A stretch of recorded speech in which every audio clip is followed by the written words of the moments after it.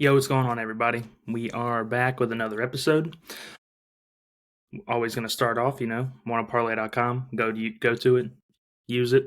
Promo code JMP, 100% deposit match, $10, $250. That's wannaparlay.com, WANNA parlay.com to get a 100% deposit match. Now, today we're going to be talking about the NFL and a little bit of other things that have been going on, obviously, because I don't want to wait until Wednesday to do them. But main things of the NFL is some new people in first place, maybe some division leaders changing around, maybe a little bit. We don't know. I mean, obviously, you watch the NFL, so most of the stuff is not really much changed. But I think the Bengals effectively are eliminated from the playoffs today, which is pretty sick. And then, we got some pretty big stories with some upsets like the Saints and the Panthers. And then, just some pretty good games, honestly, overall. I mean, there were a lot of good teams playing each other this week, which is nice. And right now we have the Cowboys and the Vikings playing. And the Vikings are losing 17-29 is not doing it right now. But yeah, we're going to talk about the NFL a little bit. Go maybe look and see if there's any NBA stuff to talk about. Talk about the Heisman, Fernando Mendoza. NHL, just one thing I really wanted to talk about on that. And then the Premier League games that happened this weekend. So let's get into it. So first, we're going to start off with the NFL this week. I already talked about Atlanta's game. So the first game that I have, obviously, is the Bengals and the Ravens. Now, the first quarter and a half of this game was terrible. Nobody scored. I don't even know when the fucking Ravens scored. Yeah, they scored with 4 minutes left in the first half. And then, So the Bengals looked terrible. Joe Burrow played bad. You're not going to play good every game. I get that. And it's fine to play bad. It sucks when it does happen. But, I mean, Lamar threw 12 passes and we lost, which is embarrassing. Derrick Henry was running all over us. But, I mean, the Bengals, we had 6 drops today, maybe more than that. I don't even know. But Jamar dropped a couple.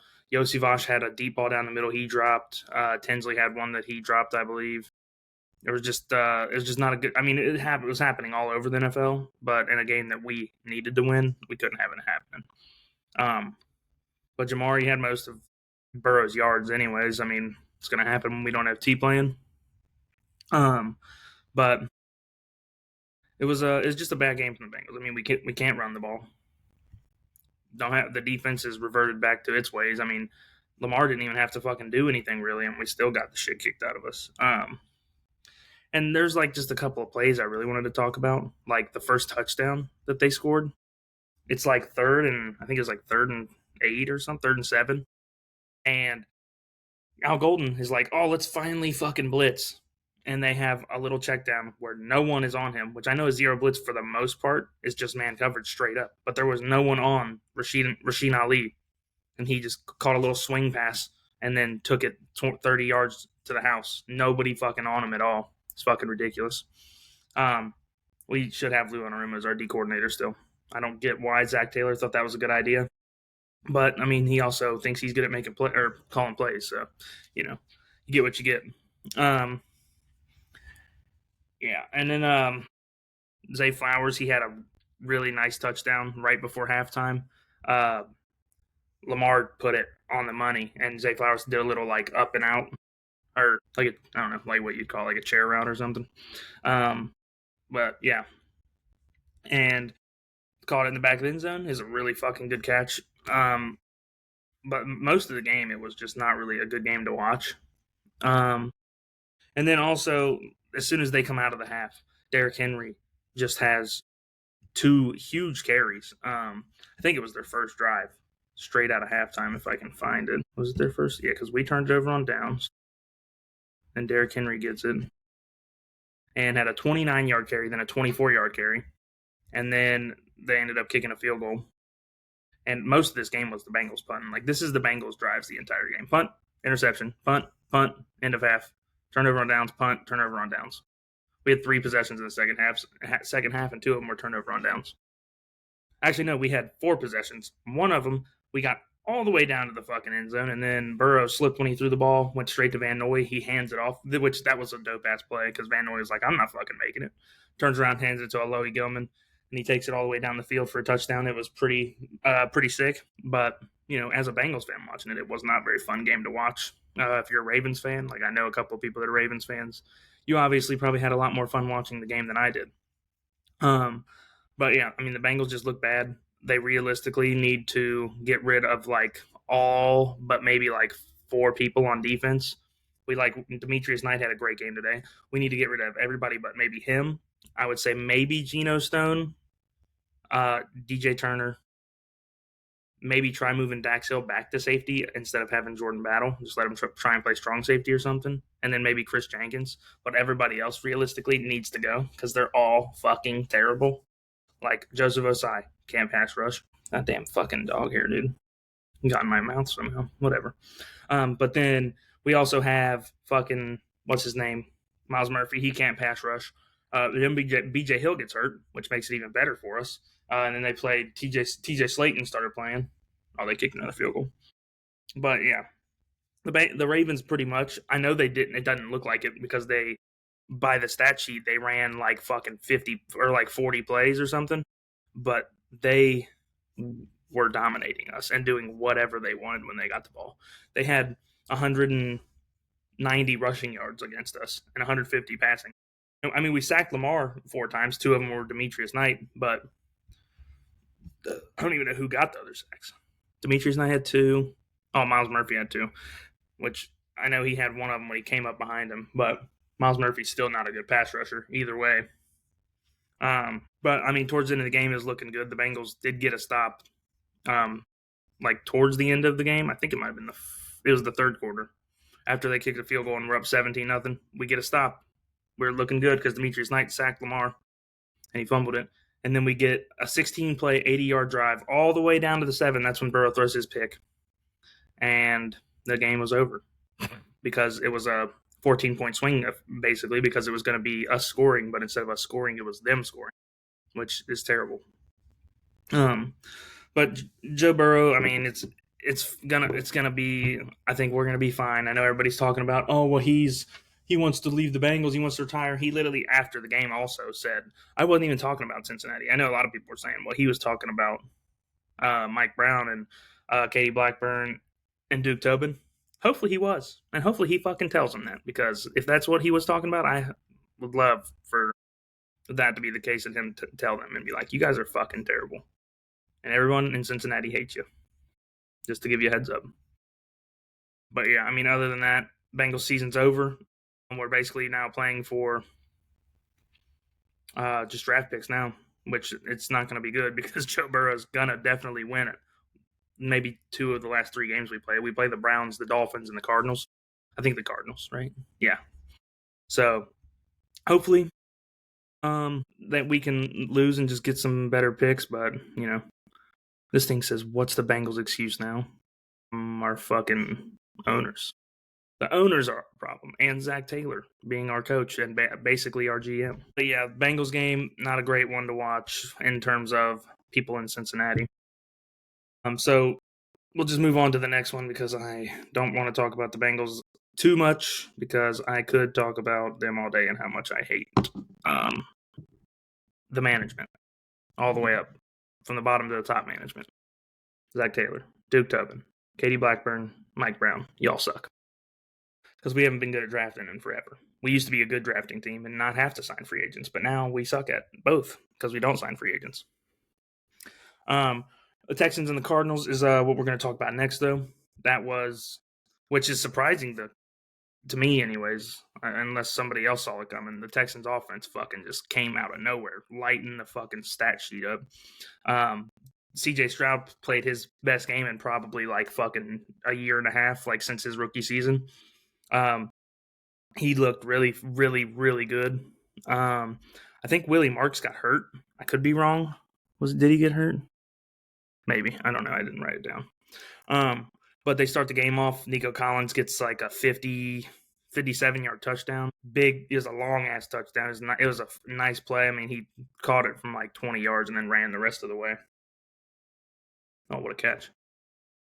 But yeah, he played really good, and then the Texans defense just was smothering CJ Stroud in the beginning of the game because they didn't do shit really until like the middle of the second quarter. I think that's when they scored their first touchdown. No, it was like the beginning of the second quarter.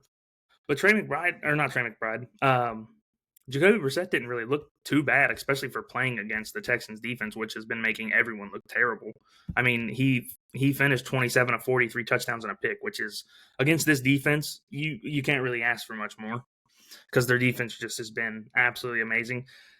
And yeah, I mean, you can't really do much against them, especially because the Cardinals had no run game because I think Bam Knight got hurt in this game. Did Corey Kiner play for them?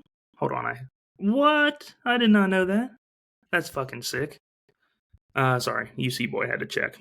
Did not know he played for them. But yeah, the Texans got a touchdown too. I want to go see if they fixed it, but yeah, they didn't, or not fixed it. But if that was what actually happened, because I like looked away for a minute when this did happen. C.J. Stroud fumbles. Woody Marks picks the fumble up and then brings it in for a touchdown. So that was how they scored their second one. And then Trey McBride scores. Trey McBride is nasty. I mean, realistically, the tight end race for best tight end in the league right now, I think personally, I know people are going to say you don't know ball probably or whatever, but I would say it's probably between, why am I blanking? Trey McBride, Brock Bowers, and then you could probably throw in a couple other names like I don't even know off the top of my head.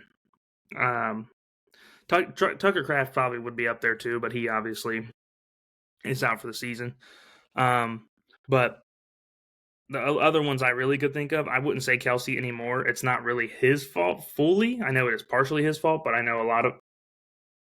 Oh, CJ Ham scored a touchdown. That's funny. But a lot of it too is like they're just not playing good as a team, and now they're really not going to be playing good as a team. But yeah, Trey McBride is just so good. He easily could be named as the best tight end in the league. He never really has a bad game. I mean, they just played the best defense in the league, and he had 134 yards, had 12 catches, 2 touchdowns. Like that he's going to get the ball, and you still can't stop him. That's when you know it's a problem. And then the goddamn, I can't talk. Let me go back down to this. So they scored a touchdown. Texans got a field goal. Then a punt. Then they miss. There's the fucking Cardinals got a turnover on downs on Houston's 42, and then the Texans got a field goal blocked at the end of half, or it would have been.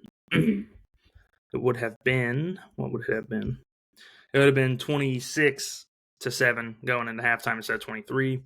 Come out of the second half, drive down the field. Jacoby Brissett gets picked off in the end zone, overthrows.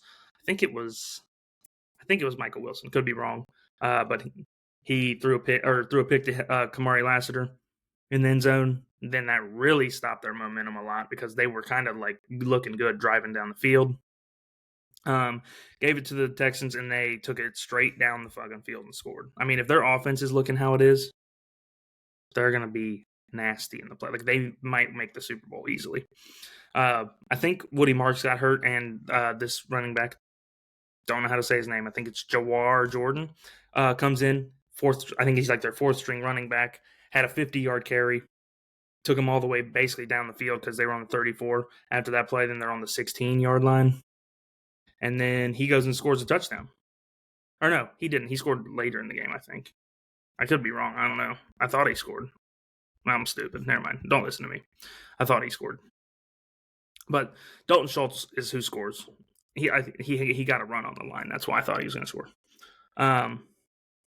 But yeah, Dalton Schultz scores. He had a really good game. I think he had like 12 catches. And then the Cardinals go straight back down the field on the Texans, which it was weird that this was like such a back and forth type of game, even though the Texans were up by 2 scores 90% of the game, because Jacoby Brissett, he's just been slinging it, dude. He literally has, I think, 1 game or 2 since he's been starting under 40 pass attempts. But Trey McBride gets a touchdown on the next drive. Nasty throw. There's a linebacker playing a little bit like behind him, like a little underneath and like right on him. Puts it right past him. Trey McBride goes and scores. And then that's when it was kind of getting tight because they were only down by 16. Not tight, but it was tighter than most of the game. And then Texans get a field goal because Jalen Noel, he returned the kickoff like 60 yards. I thought he was going to score personally, but he did not. And then they got like 12 yards or something, 11 yards, kicked a field goal. And then Michael Wilson scored a touchdown, I believe, yeah. And that was a really nice throw, too. And Michael Wilson just toe tapped in the back of the end zone, or like back left side of it. Somebody just score? Maybe not. But, yeah. And then the Texans scored a touchdown to really put the game away. Nico Collins got his second one. He was wide open in the back of the end zone, I'm pretty sure, if I'm remembering correctly. And then Texans made him turn over on downs as a ball game. I mean, Trey McBride did all he could. Jacoby Brissett did all he could. You're not running the ball on Texans, but C.J. Stroud plays a game like that. They're not losing the rest of the season if he plays like this. Like, quite easily, they will not lose the rest of the season if C.J. Stroud continues to play how he's playing or how he played this week. I mean, they don't really have a tough schedule because they play the Raiders next week. The Chargers will be a harder game. Then they play the Colts if Phillip Rivers is still playing for them. So I guess we'll see, but I don't think it'll be too hard for the Texans. Like, they might end up winning the division, but they don't play the Jaguars, so the Jaguars also have a pretty good shot at winning the division. So moving on to the next game, we have the Bears and the Browns. This was there was a couple of games that were pretty bad, so just bear with me through a couple of them. So the Bears won 31-3. Spread was 7.5. I thought that the Browns had a better chance of covering because I thought their offense would look a lot better than it did. Dorr did not play very good today. They also did not have a run game, but they were also losing as soon as the game started because the Bears went and scored 7 minutes in and then scored again 6 minutes later. They did score. I fucking knew they scored already. What am I talking about? But Shador was doing his same shit where he was kind of holding onto the ball too long. But then he did have a good play where he launched one down the field, Isaiah Bond, and then I don't think they did anything from that. They didn't get a field goal till the second half. So, but he wasn't looking too great. Caleb Williams was playing really good. Like, this was probably one of his better games of the season, especially against this defense. He was playing unreal. Myles Garrett got a sack on him as well, or two. He might have got two. Did he end up getting two? Let me go look real quick. He got 1.5. So Myles Garrett is now officially, I think, 1.5 sacks away from breaking the record with 3 games left. And he plays us, which he always dominates us. And he plays Pittsburgh. So good chance he gets it in one of those games. But Caleb Williams was playing unreal. Shador threw a pick down the field. I don't remember what interception that was, but he threw a pick, and then basically right after that, Caleb Williams had a fucking crazy touchdown pass to DJ Moore. Let me see where that was. Yeah, that one. It was that one, right? Wasn't this one? Where's interception? Interception. That one. Yeah. So he threw an interception. And then the next play, Caleb Williams threw a touchdown to DJ Moore where he's like running to the right side of the field, kind of stopped, like turned back, threw it like more towards like the right center part of the end zone. And DJ Moore just jumped up and snagged it. It was nasty. And then the next drive, Shador threw another interception where Jerry Jeudy caught the ball. And then it kind of fell down out of his hands as he dropped the ball. And Jalen Johnson just grabbed it and was in the end zone, I believe. So they got a touchback, which that one I will not put on Shador. That was 100% on Jerry Jeudy because he caught the ball and then it just fell out the bottom of his arms.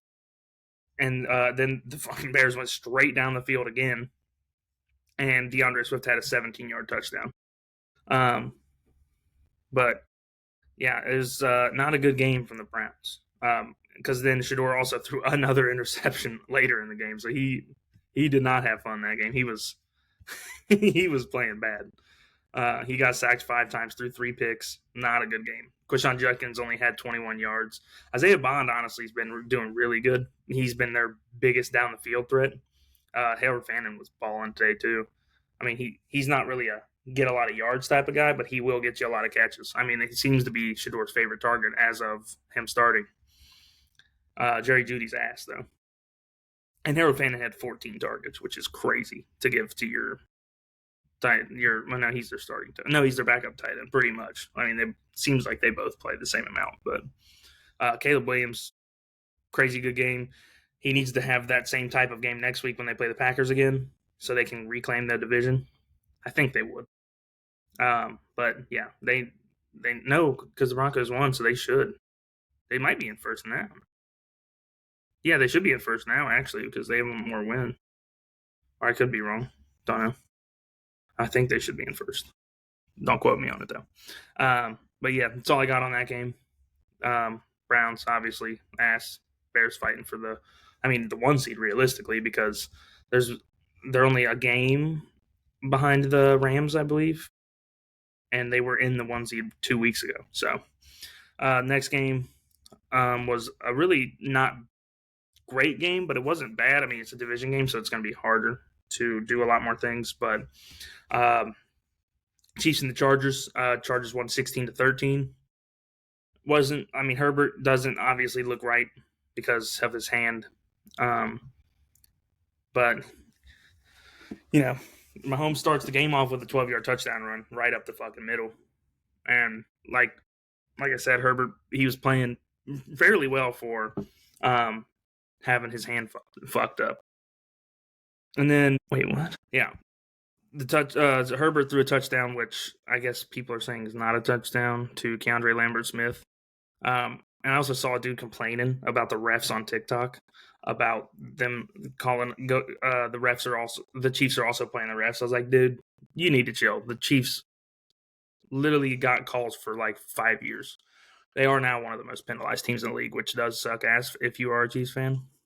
And even worse, if you're a Chiefs fan, Mahomes is really shitty that he is out. But, I mean, if there was a time to do it, it would probably be right when you get eliminated from the playoffs because he'll probably be back as soon, like around when the season starts because it normally takes like 9 months now. It's not like a year thing unless it's like Brandon Ayuk. Brandon Ayuk, I think, really fucked his knee up though. And that knee injury that Mahomes had made me want to throw up. It was gross. His knee, like he hyperextended it. I was just, hate that shit. Made me want to just, But also, Rashee Rice has been getting absolutely blown up a lot lately. Like, he's just been getting absolutely. He's missed another one? Oh my God, Brandon Aubrey just missed the second kick of the game. What the hell's going on with him? But yeah, Rashee Rice, Tony Jefferson absolutely killed him on that play. But I don't know why I wrote that down. But then, so the Chargers scored right before halftime. I think there was 5 seconds left. They literally they got 60 yards in 5 plays. And then coming out of half, get a field goal, get another field goal. And those were pretty early. And then Mahomes, he threw an interception to Haney after there was a pass interference, I believe. Oh, no. There was. So, wait, what? Illegal. I don't know what the fuck I'm looking at. Okay, anyways. Odafe Owe, first of all, been balling lately. He, I think, had 2 sacks today as well. But the Chiefs got the ball and were getting down the field. They got a couple of penalties that helped them a little bit. I think that was on. Yeah, that was. Who the fuck is that illegal block on? I don't know. Whatever. It's 3rd and 15 for the Chiefs. And then Tyquan Thornton gets a pass thrown to him. I think he had the ball. for a second. And then JJ McCarthy, nobody wants to hear that shit. But Tyquan Thornton gets a catch, like, I think over the middle. And Tony Jefferson comes in, hits him. I personally don't think it should have been an ejection. I know he kind of did one of them things where he was like holding the ball and like kind of started twitching out or whatever. But didn't think it would be a disqualification. I thought it was maybe a penalty. I didn't think it was disqualification. And then not immediately, two or three plays after that, Mahomes is throwing one down the field. I forget who he was targeting. I think it might have been Kelsey or something. Could be wrong. Throws it up. Diane Henley. I just know him as Henley. I see his name on his jersey. But Henley jumps up and picks the ball off. Who is Isaiah Oliver? Yeah. Picks the ball off, and I think that got them to the. Did the drive start on the 1 or yeah? Started on the 1 yard line because that's where he got picked off at. And then after he gets picked off, the Chargers just started milking the clock. Like 12 plays, 55 yards, fucking 7 minutes off the clock on a 12-play drive. And it looked like they were going to get all the way down the field, but then they ended up punting, and there was a penalty on the Chiefs for holding, so then it was even closer to the end zone for the Chiefs, and they started their drive on the 8-yard line. And then they're driving down the field. It's getting towards the end of the game. And I think Mahomes was scrambling. And he takes a step. His knee just bends straight back. Absolutely gross. I fucking hate those. Are the I can watch people's legs break and be fine, but like Jalen Naylor, another touchdown. The Cowboys fucking about to be out of the playoffs after this. But yeah, it was bad. It was gross. I don't like the knee bending back. That's the only injury I really cannot watch. But yeah, it is unfortunate. It sucks for Mahomes. I mean, hopefully he gets back healthy.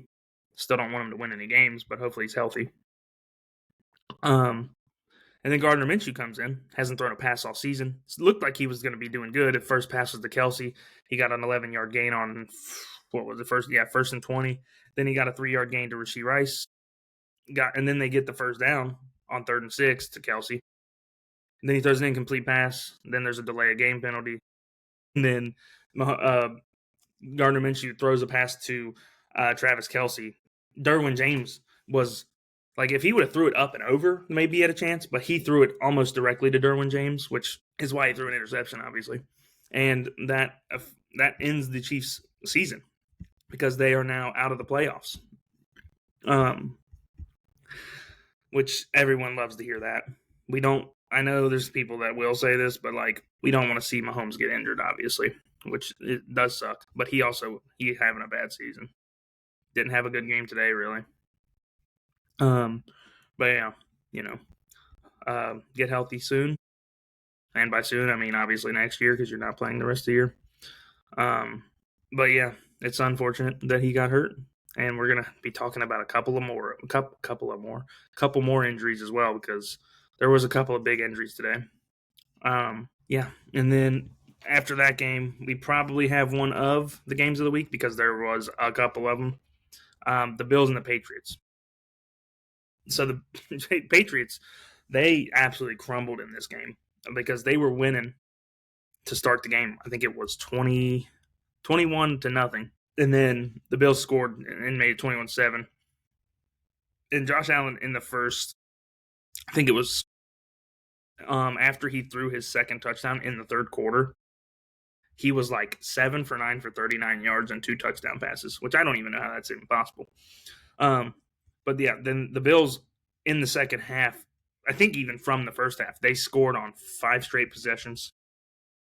And then the Patriots, towards the end of this game, were actually like getting stops and getting the ball back. Well, they got one stop when they really, really needed it because they were losing 31-35.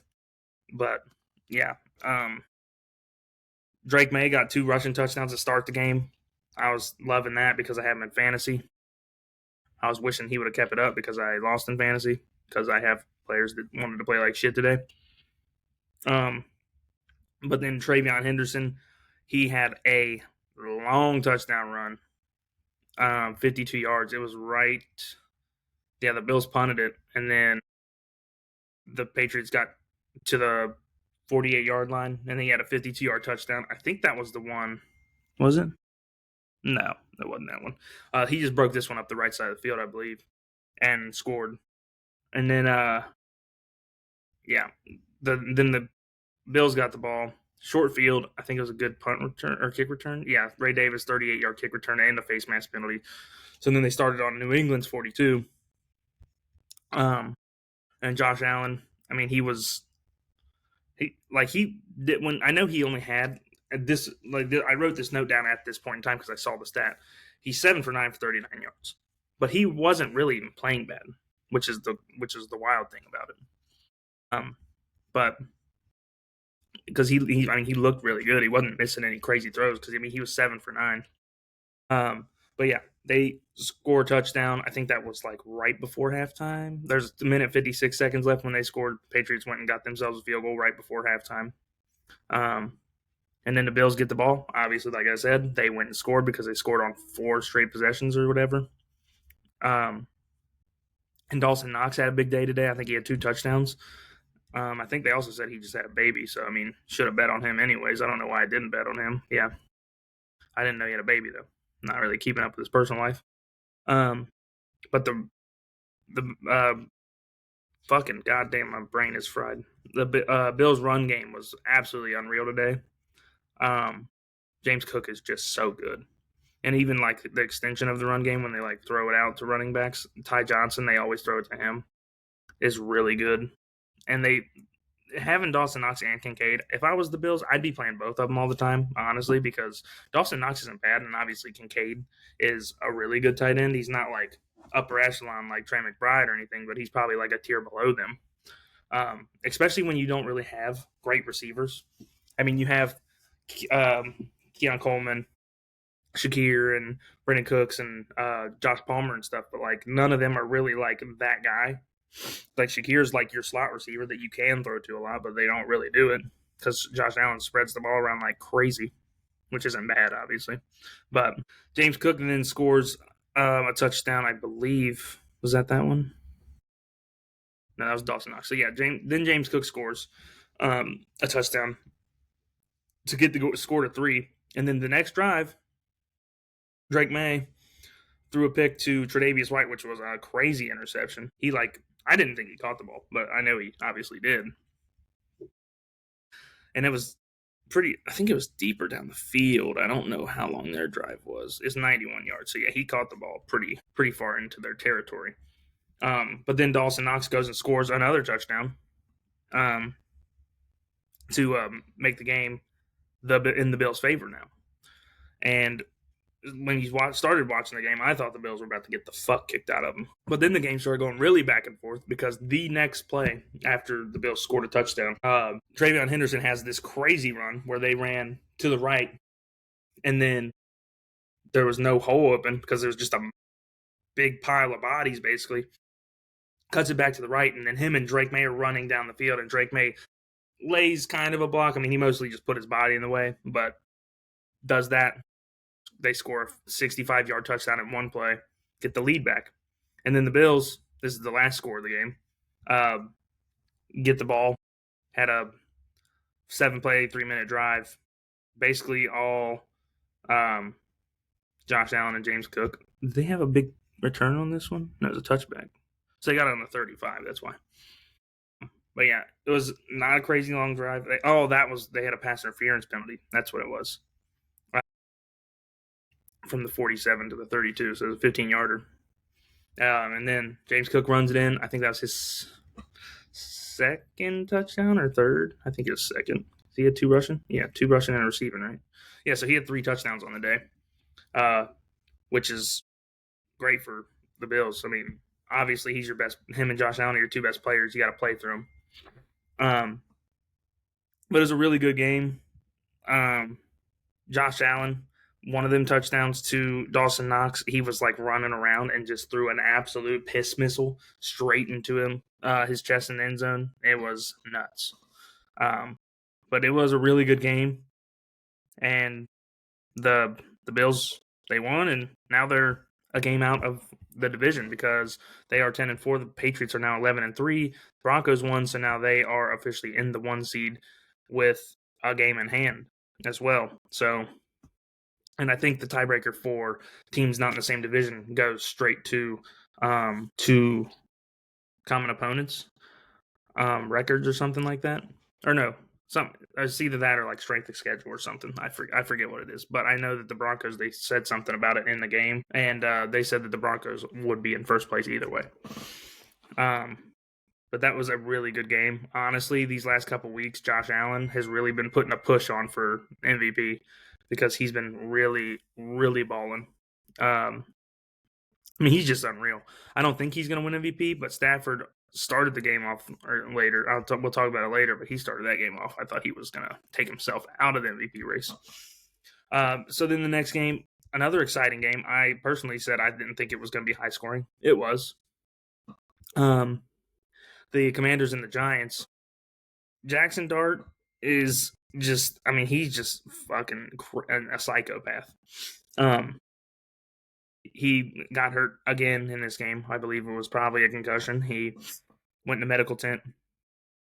But there was just like no anything happening in this game for a while, it felt like. And then Bill Crosby Merritt got a touchdown in the second quarter, ran a 16-yard touchdown right up the gut. And then Tyrone Tracy answers that with a 12-yard touchdown. And then Cameron Johnston punts it to Jalen Lane, 63-yard touchdown. How do you punt it for 63 yards? Oh, punts it for 48 yards. My bad. I read that wrong. But yeah, Jalen Lane returns a touchdown. And, I mean, it looked like the Commanders were going to win this very, very easily. I mean, they were up 22-7 at halftime. The Giants had nothing going in the first half. And then coming out of halftime, the Giants have a 7-play, 82-yard drive. I think this was, I don't remember what the fuck. They had a big play to Theo Johnson. Then they threw one to Wandale, and then threw a touchdown to Tyrone Tracy, which I didn't know was Tyrone Tracy because it looked like a receiver when he caught the ball. And I also played Tyrone Tracy in fantasy today, so fuck me. And then literally 2 plays after they scored a touchdown, technically 2 plays because there was, it was 2 plays. Commanders get the ball back, and they get a pass to Mariota, 2 false start penalties. Terry McLaurin catches the ball like on a post route in between 2 safeties. I think there was a guy kind of on his back. And then he's like running up. One of them kind of hits him a little bit, and he spins in a circle, goes straight into the end zone for a touchdown. 2 plays after the Giants just scored. So now they're down 29-14 instead of by a touchdown. And then the Giants scored with 3 minutes left to Wandale Robinson. And, I mean, this game ended because, where's the one they scored? Oh, it's right there. Yeah, and the Commanders fumbled the ball because I don't know who. Oh, Tyler Nubin made Jeremy McNeagle's fumble. Abdul Carter recovered it, and then the Giants go 6 plays, 13 yards, turnover on downs, and that is the ball game. But Jackson Dart, I thought he looked pretty good today. He started the game off really slow, but he looked pretty good in my opinion. And so they had a good run game as well. I mean, Jackson Dart obviously is a big part of that. But the Giants, I think, obviously you're playing for next season. I personally, if I'm the Giants, you don't have that bad of an offensive line. You have a quarterback that can move. I would go out and get another receiver because Theo Johnson's obviously a good tight end. Darius Slayton, Wandale Robinson, whichever. I think Darius Slayton's done it off their team after this year probably. You have Wandale Robinson and whoever else you want to put. Malik Neighbors. And then if you go draft a receiver, say they're going to have a high pick, obviously you don't want to take one that early. I would probably, if I was them, I don't even know what I would do if I was the Giants that early in the draft. I'd maybe even think about trading back because you don't need a quarterback. But I would try and get a receiver for sure, like Jordan Tyson or something. You could honestly maybe just trade like back 5 picks and get Jordan Tyson. So that way you could have a really nice team around Jackson Dart to throw for him to throw the ball.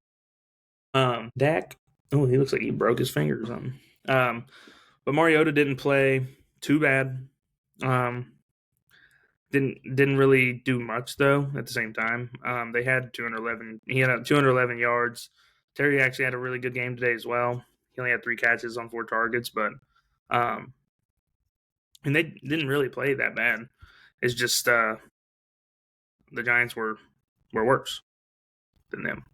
Because I think Jackson Dart threw a pick in the first half. Yeah, because he threw a pick in the first half, and Mikey Sanders still returned it pretty far, I believe, and got them to where they just ran 2 plays real quick, or one play where they just threw it out of bounds or something, and then Jake Moody kicked a field goal. Which, speaking of Jake Moody, he's back better than ever, and also Younghoe Koo is absolute garbage. I don't know what happened to him. He just all of a sudden started sucking this year. I think he missed 2 kicks this game. Yeah, he missed a kick in the first half, which was 52 yards. Obviously not an easy kick, but we've been getting so used to kickers making everything that he would think he would make it. And then he missed another one, I think, right out of right into the third quarter. And it was literally the first play of the fourth quarter. He missed a 51-yarder. So the Giants would have only been needing a field goal if that was the case. But yeah, it's unfortunate for the Giants. I mean, they had so many chances in this game, really. They had turnover on downs, missed field goal, another turnover on downs, which obviously was the last drive of the game. But I think the Giants are in a good spot. Just go get a offensive-minded head coach, go find a decent defensive coordinator, and I think they'll be fine.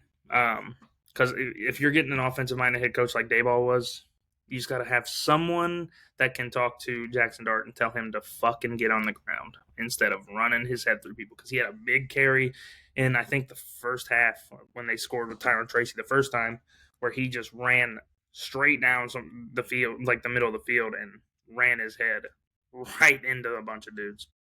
But also there was a play, I forget where it was. It might have been that fumble because I don't think Mariota threw a pick because I think they only had one. They had a bunch of fumbles actually.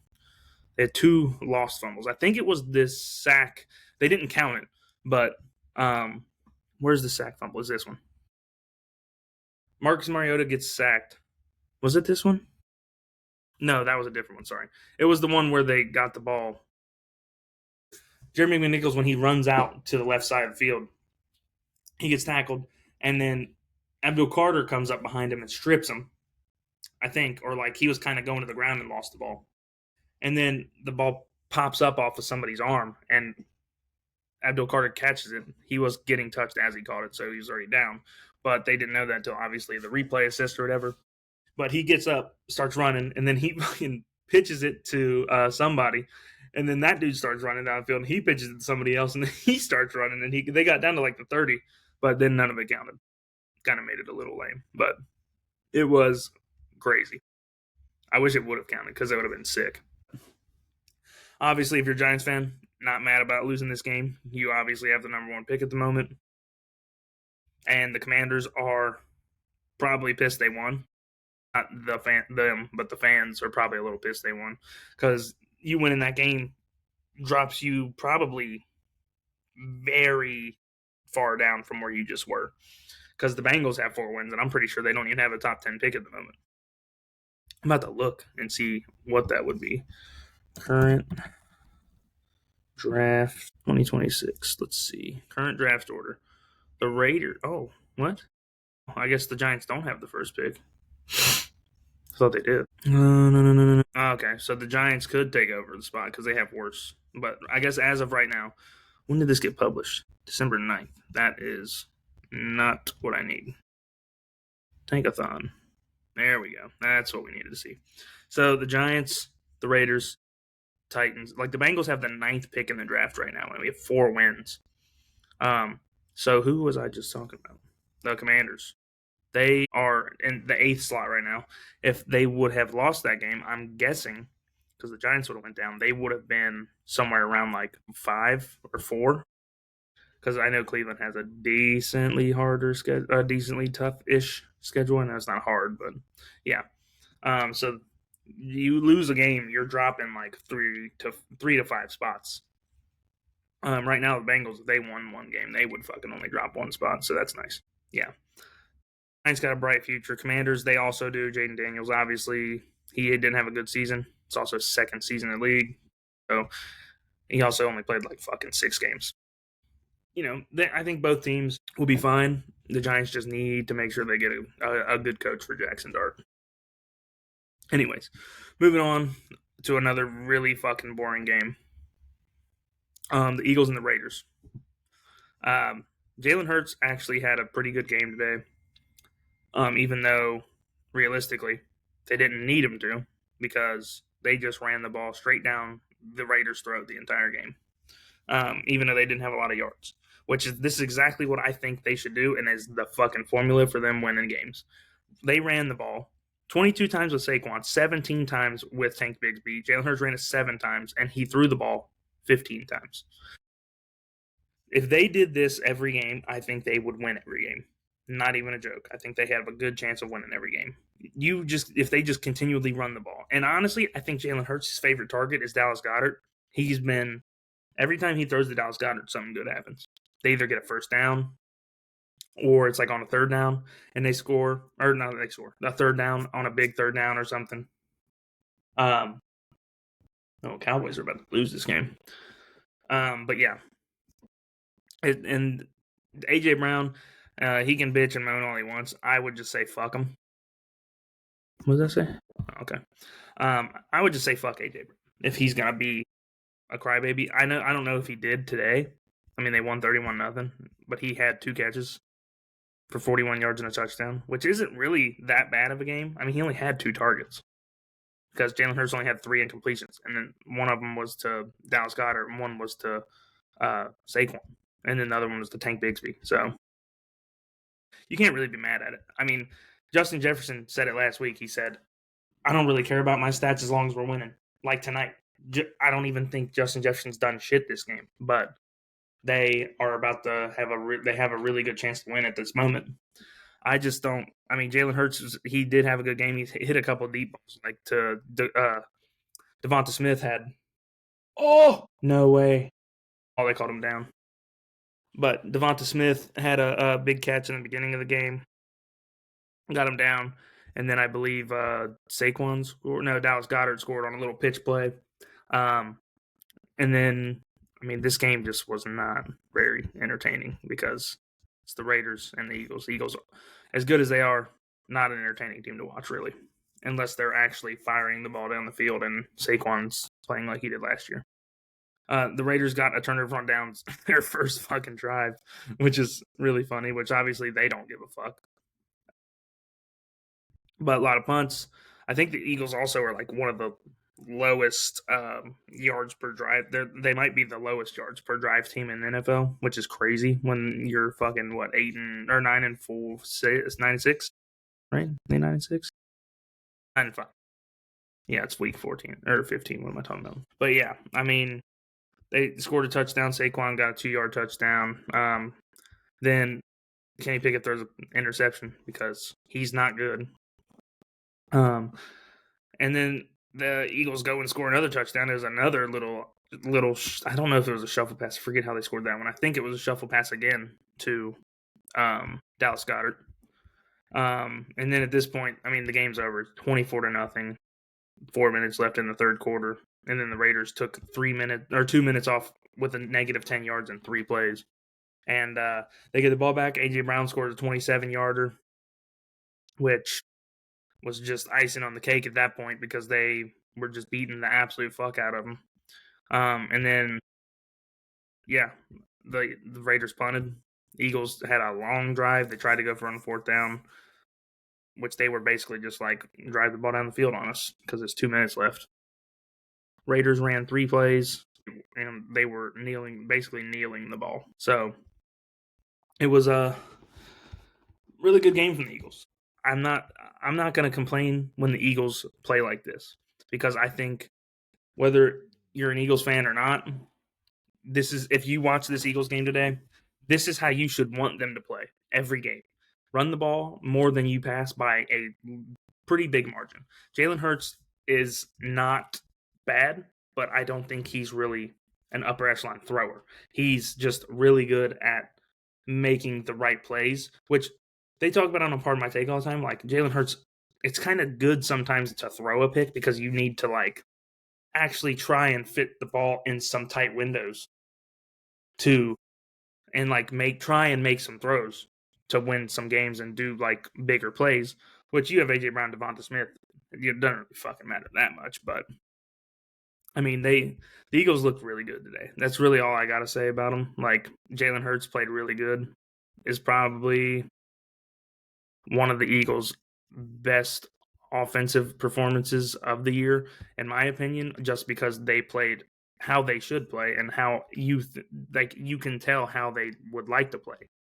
But they have to fucking there's games where they have to fucking throw the ball because AJ Brown's fucking bitching and crying. And then we're gonna move on to the last 1:00 game, which is the Jacksonville Jaguars putting belt ass to the Jets. I mean, Trevor Lawrence had probably the best game of his career. Let me see what this story says. Trevor Lawrence played a game of a lifetime for Jacksonville Jaguars. In fact, he put up numbers that have never been done in NFL history before. Final stat line: 20-32, 330 yards, 5 passing touchdowns, 51 yards rushing, and a rushing touchdown. NFL game where a quarterback threw for 333 yards, 5 touchdowns, and wasn't intercepted. Well, that's it. Oh, cool. I mean, that wasn't what I was hoping it was going to be. Thought it would be cooler than that. But Brady Cook, obviously, he's not great. I mean, he's played 2 NFL games. But Trevor Lawrence just put on a clinic today. I mean, the Jaguars really are just figuring everything out. Like their whole team in general is like playing so well together at the perfect time because they got some big games coming up that they need to win. Because they are only 1 or 2 games over the Texans, so they have to win just one more game to secure the division. I mean, if they play like this every week, they didn't even run the ball good today. And Trevor Lawrence just was balling. 5 touchdowns, no picks, 330 yards. He had a rushing touchdown on a crazy play where he was scrambling out he was like running around in fucking circles and then ran up and there was just nobody on the left side of the field, ran it up for a touchdown for 16 yards or something. I think it was 16 or 20 yards or something like that. Was that? Yeah, 15 yards. But then Brady Cook threw his first touchdown to A.D. Mitchell. And then A.D. Mitchell, after play, gives him the ball, which is really cool. I think Brady Cook, obviously, not going to be their starter like next year, unless they just don't draft a quarterback, which would be ignorant. But Brian Thomas finally caught a touchdown, which is cool.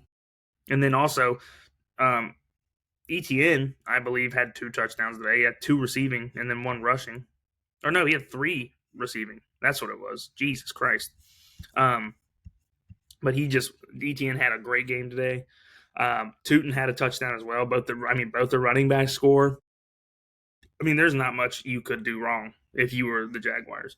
You had a person with 70 receiving yards, 71, 66, 53. Like, they were just having a great game. Brian Thomas Jr. finally had a pretty good game.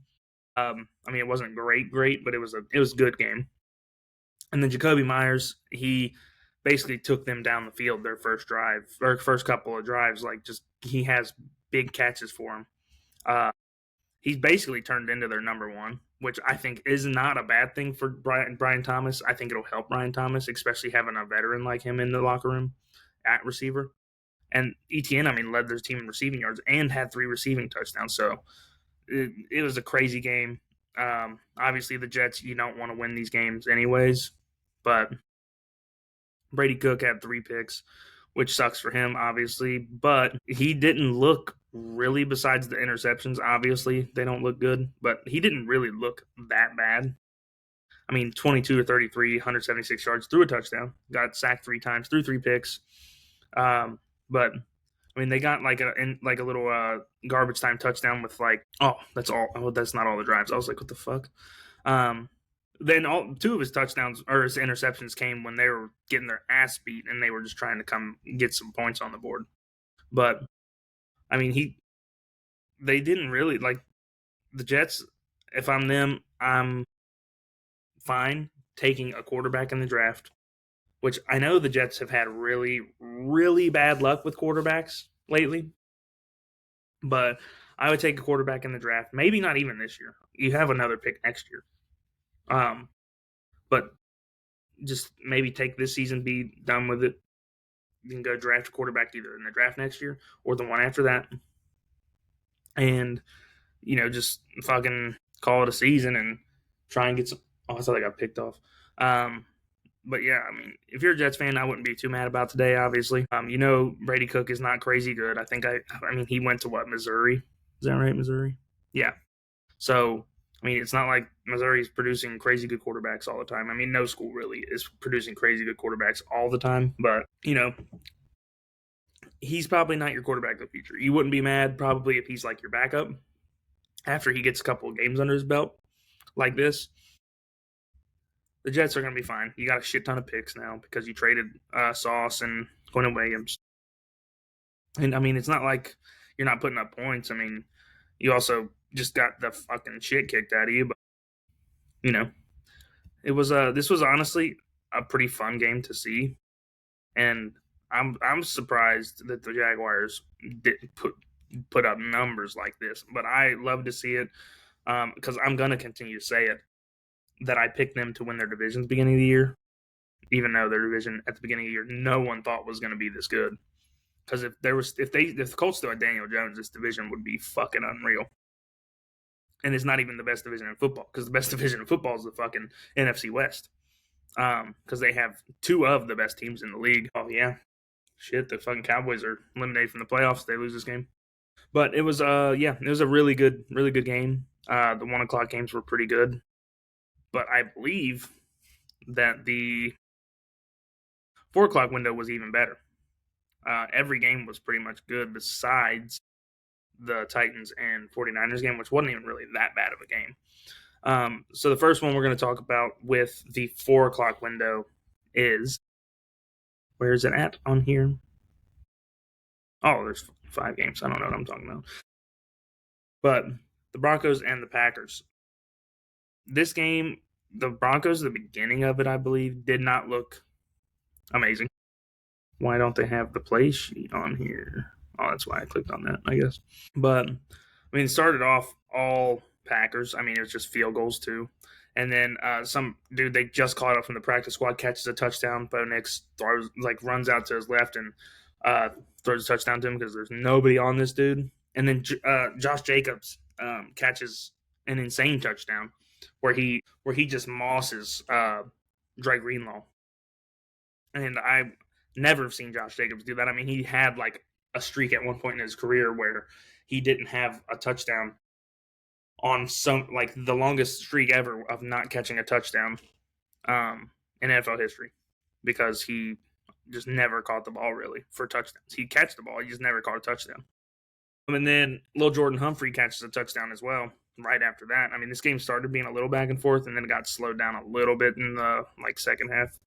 But then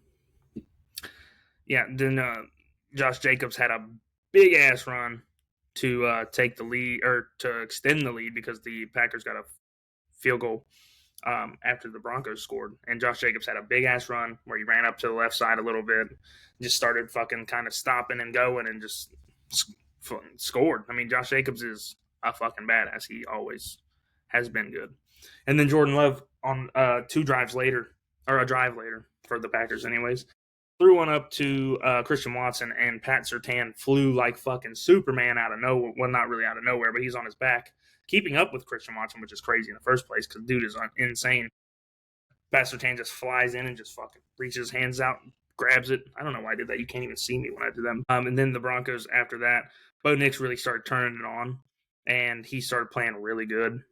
He had a couple of plays where he was just like kind of moving around and running out to his right and just fucking throwing bullet passes straight into people. And Pat Surtain even got hurt in this game for a little bit, but he came back got an interception. But Bo Nix also had this one crazy play. I forget who it was to. It might have been Troy Franklin. No, it was Troy Franklin. Where he's like running. He runs out to the right, and somebody's about to hit him, and he kind of like slows up, and then he just fucking slings it straight to Troy Franklin, and he got like, was it like, I don't know if that's the play or not, but like he had a pretty good amount of yards. I think it was that play. It was like 18 yards, and yeah, then they just drove down the field, and Cortland Sutton caught a touchdown back right side of the end zone, and then they were down by 2. Packers punt.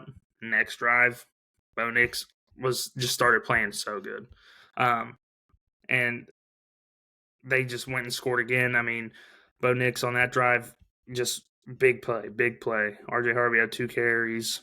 And then Troy Franklin, I think that was, yeah. And then Troy Franklin had a touchdown with no time on the clock, and the Vikings win. Same exact score as this game. That's funny. I think it was the final score 24-26 or 34-26. Yeah. But the Broncos, they scored a touchdown with Troy Franklin over the middle with just nobody on him somehow. He had dudes all around him, but there's just no one near him. To score right at the end of the third quarter. Didn't get the 2-point conversion because they tried to run it with RJ Harvey, which the run didn't work all day. Don't know why they tried that. And then Packers get a field goal, make it a 1-point game. And then the Broncos basically end it. Not really. There's still 7 minutes left, but went down the field, took 3 minutes off the clock, and Bo Nix again had another good-ass drive where he's just slinging the fuck out of the ball to Sutton and Troy Franklin. And then RJ Harvey got a touchdown, and the Packers got the ball with 6 minutes left. This is the craziest looking sequence of drives you'll ever see. But Jordan Love throws an interception to Riley Moss, the most penalized man in football in terms of PIs, which he extended that lead today. But he did get an interception. I forget what the fuck it was. I don't know why I don't remember what the pick looked like. But gets an interception, and then the next 4 drives, Broncos got the ball. 4 plays from the Packers 40, basically from midfield. 4 plays, turnover on downs. Then the Packers ran 7 plays. How the fuck do you even do that? Run 7 plays, get 1 yard in 7 plays. That doesn't even make sense. Don't know how. Oh, that's why. So they run 7 plays, get 1 yard because Jordan Love got sacked, and then got sacked again, which is why they only got 1 yard out of it. And it was a turnover on downs. And it was the first time, I think, in the game, maybe, was it this drive where he got sacked? Yeah, that was the drive. The Broncos didn't get a sack until very late in the game, like in the third quarter. It was with 5 minutes left in the third quarter is when they got their first sack. But then they got 2 sacks on this drive where the Packers turned the ball over on downs. And then the Broncos get the ball, 4 plays, turnover on downs. And then the Packers get the ball, 4 plays, -5 yards, turnover on downs. So it was a weird ending to this game, as the game was really good the entire time. But there also was bad news in this one. I don't know if they said anything. Oh, they did. I fucking knew it as soon as I saw it, which I think everybody probably did. Micah Parsons tore his Achilles. Or not his Achilles, his ACL. Don't know why I said Achilles. I just saw ACL and I just put Achilles on. Tore his ACL. So he's now done for the season. Or they says reportedly believe. I thought he did from non-contact fucking, literally just running, like rushing the passer, and then he just grabs his knee. But he looks to be done for the season, which is unfortunate. And Jordan Love threw 2 picks, but dude, he is just scary to play because every time he drops back and does one of those little fucking fadeaway throws, dude, you just think, oh, well, we're getting fucking scored on. But the Packers this game had their full arsenal of receivers besides, no, they did have them all, didn't they? Yeah, Dontavian Wicks, Christian Watson, Dobbs, Golden, Jaden Reed. The only person they obviously don't have is, what's his name? Tucker Kraft. Which if they did, they'd probably be balling right now because You got all your receivers back. That'd be nice. And then Josh Jacobs, dude is just, he's like the Frank Gore of our generation. Besides, like, not even. He's like the Frank Gore of our generation. I don't think he'll play as long as Frank Gore, but he's just so fucking good. He's always good every year. I used to not think he was really that good, but then I, kind of turned that around. But Bo Nix had a fucking unreal game. Dude was 302, 4 touchdowns, no picks. Cortland Sutton had a really good game. 113 yards, 7 catches. Troy Franklin, 6 for 85 and a touchdown. Lil Jordan Humphrey, best name in football, maybe, besides Kool-Aid. I don't even think that's his real name. I don't even know if this is his real name. It probably is. Is it? I don't know if they'll show it on here. It just says Lil Jordan Humphrey, so I don't know. But Bo Nix played really good. I mean, Jordan Love was playing good until the interceptions, which I don't even know at what point of the game. I know one of them was in the fourth. Yeah, one was in the fourth, one was in the third, which neither one of them was a good interception besides the fact, because one of them was the first play of the drive, and then the other one was when you're trying to score a touchdown to get back into the game. But it's unfortunate that all these fucking stars are getting hurt like they are, because Micah Parsons is now not going to be in the playoffs for the Packers, and Mahomes is probably going to be, I don't think he'll really miss any of next year, but I mean, it just depends on how he heals with it, because we've never seen him get injured like this. The most we've ever seen Mahomes out was like 4 or 5 years ago. I don't even know if it was that long ago, but when he had a high ankle sprain because they snuck the ball up the middle. Or no, was it that? No, he dislocated his knee is what it was. I think it was his knee, yeah. But either way, this was a really good game. I thought that the Packers were going to end the streak, but, Denver's just. But, I mean, if you're playing the Broncos, the same thing with them as the Texans. If Bo Nix has a game like that, which he started playing like this last year towards the end of the season, if you play him and he's playing like this, you're not beating them. Like, if CJ Stroud and Bo Nix play like this every game for the rest of the season, like into the playoffs, they will be playing each other in the AFC Championship, almost guaranteed. But we'll move on to the next one because the Broncos obviously won, and I'm not mad. The next one on my list, probably the actual game of the week, the Rams and the Lions. It looked early on like the Lions were gonna absolutely beat the shit out of them, which, I mean, they didn't run the ball at all this game, really, or not at all. They didn't run the ball well this game. But the game started with Jake Bates missing a field goal. And then they said, I think at halftime or something, that there was like 500 yards of offense or something like that. Stafford and Goff both threw for 338 and 368. And Puka and Amon-Ra were just having a battle to see who could just be the fucking best receiver in the game. But Stafford on their second drive, I think, or no, this might have been their first drive. Yeah, it was their first drive. Throws a screen pass to, I don't know if it was, they have so many big white tight ends that look the exact same that I don't remember who it was. But he threw it to, I think it was or it was either Ferguson or, I don't know. Threw it to one of the tight ends. And Aiden Hutchinson just picks it off and just takes off down the field. And then the next play after that, Amon-Ra scores a 17-yard touchdown. And the Lions are winning 7-0. And then the Rams drove straight down the field with the help of, I think it was a lot of running this drive, right? Or no? Puka, I don't really understand how they're moving the ball. 6 yards, 2 yards, 10 yards, 23 yards. Kyron Williams, yeah. Okay. I mean, they just got down the field. That's all we need to know. But they got down the field, scored. There was just a lot of. Is that every drive this game? There was 2. There's 4. Oh, okay, the Lions, I guess, had a couple. There's just a lot of fucking crazy shit going on this game. But the Lions kick a field goal, and then the Rams go and score. Another Kyron Williams touchdown. And then I think this was the screenplay, right? Yeah.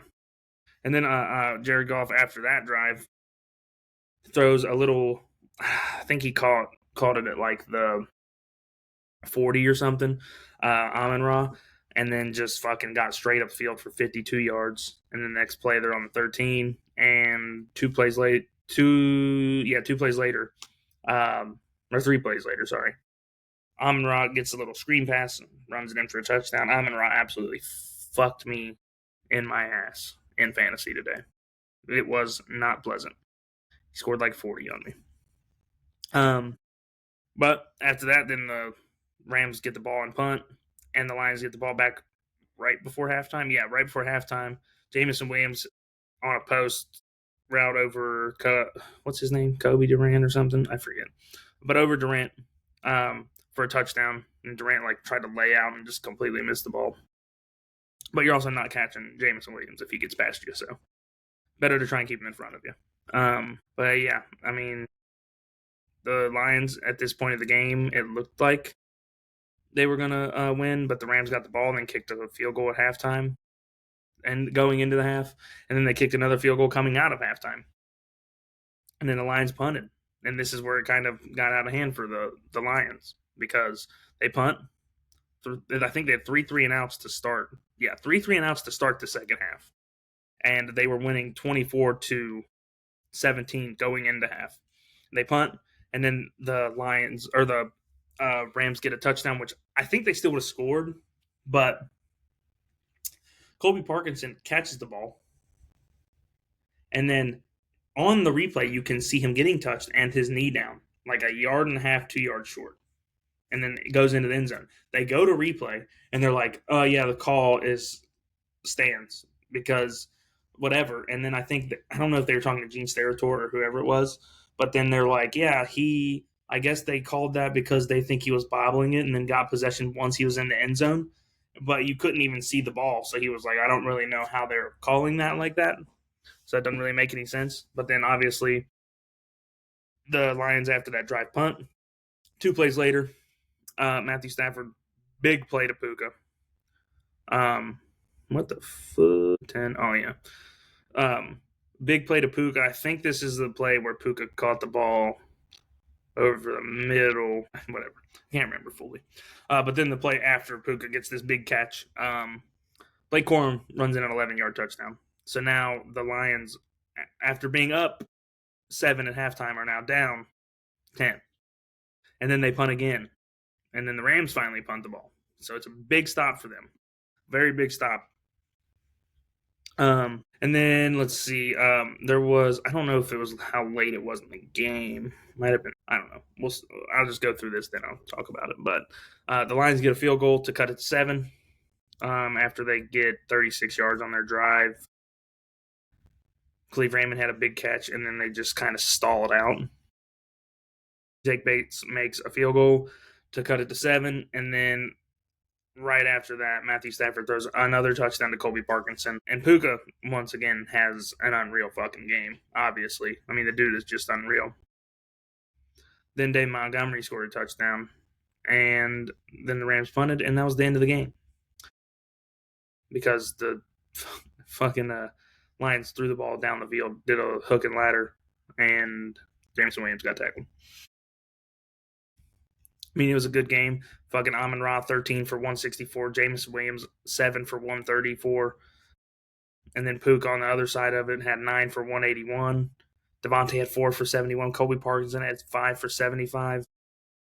It was a really good game to watch. It was like so back and forth. It was an exciting game. It wasn't as crazy, but it kind of reminded me of that Chiefs and I think it was the Rams game.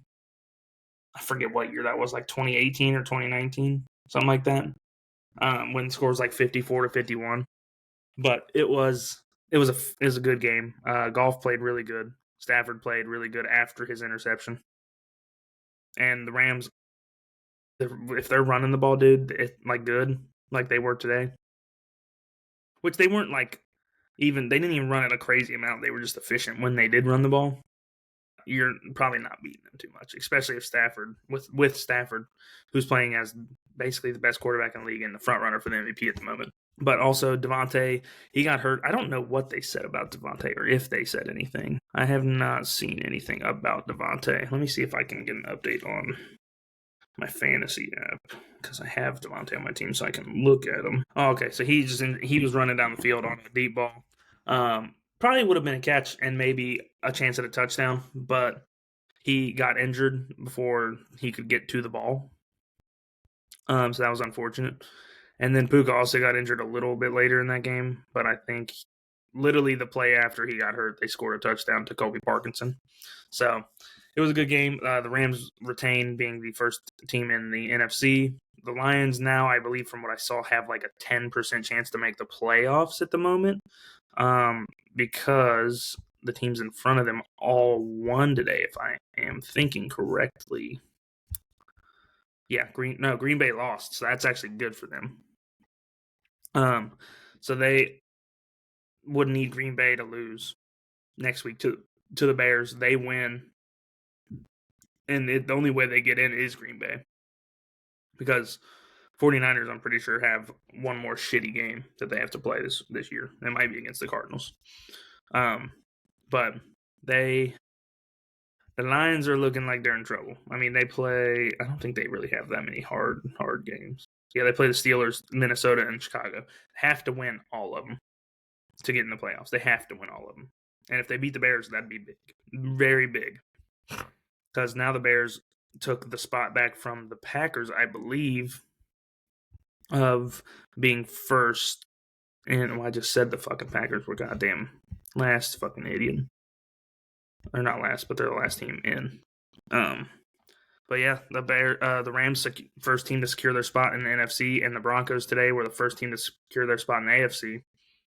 The Colts are also now officially out of the playoffs.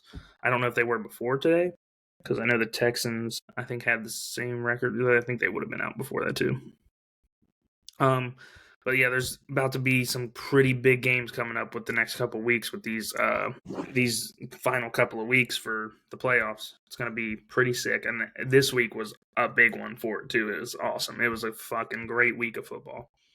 Like, it might have been the best week of football besides 3 games.